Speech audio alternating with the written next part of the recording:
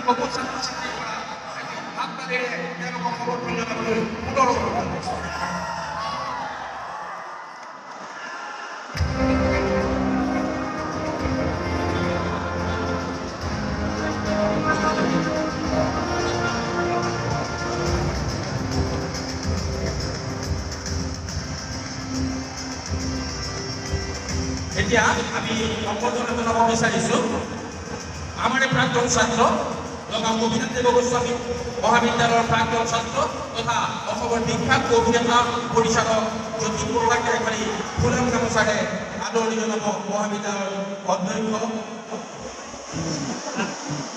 Doctor Mriganka Saikia. ইয়াৰ পিছতে আমি আদৰণি জনাব বিচাৰিছোঁ সন্মানীয় বিনন্দ ডেকা দিৱস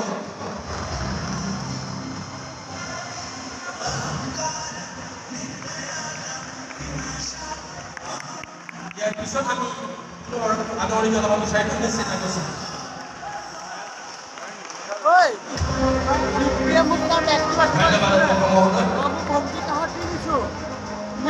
লাগিব মোক কল কৰি দিবা ইয়াতে থৈ দিছোঁ মই ভণ্টি কামত এতিয়া আমি জ্যোতি বৰুৱাক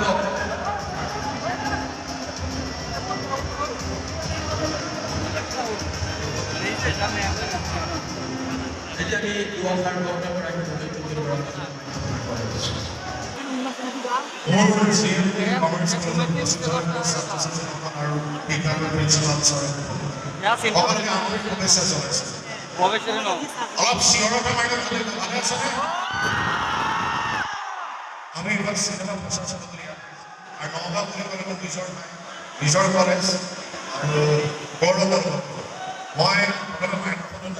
নবদিনেৰ কিছু নবনীদেৰ কথাৰ কথা বলবো আমি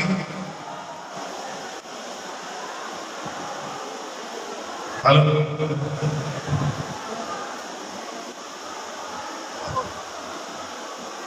নমস্কাৰ আজি 40টা আচলতে নৱাগত সভা আজি প্ৰায় 30 বছৰৰ আগতে এইখন কলেজত মই পঢ়িছিলোঁ আৰু সঁচাকৈ সকলোকে দেখি নিজৰ কলেজৰ দিনবোৰ মনত পৰিছে। আমি বহুতে অডিটৰিয়ামটো নাছিল, আমাৰ ফ্ৰেছমেন ছ'চিয়েল বাহিৰত হৈছিলে।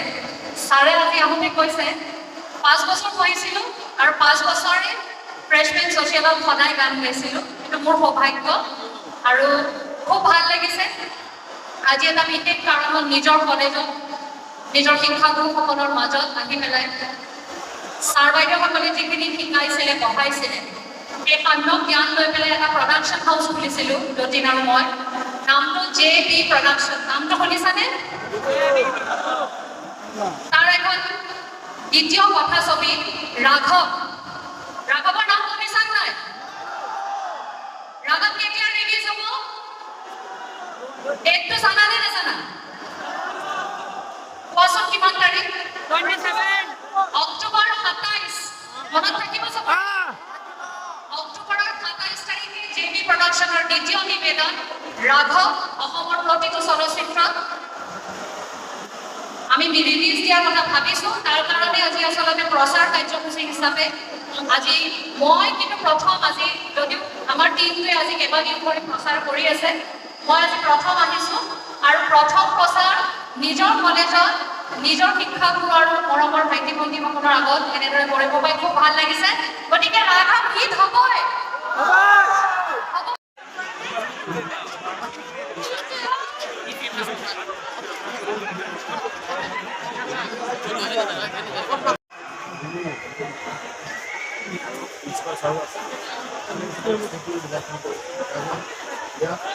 Sorry, they're not present here.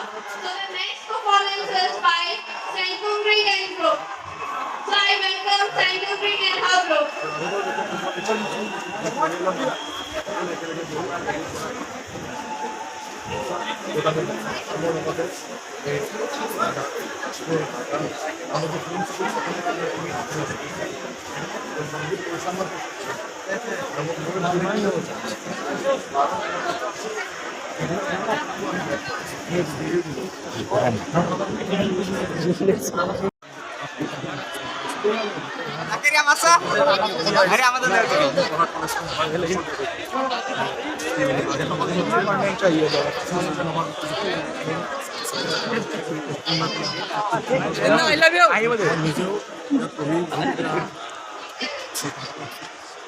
আগলৈ প্ৰচাৰ চলাবলৈ আহিছোঁ।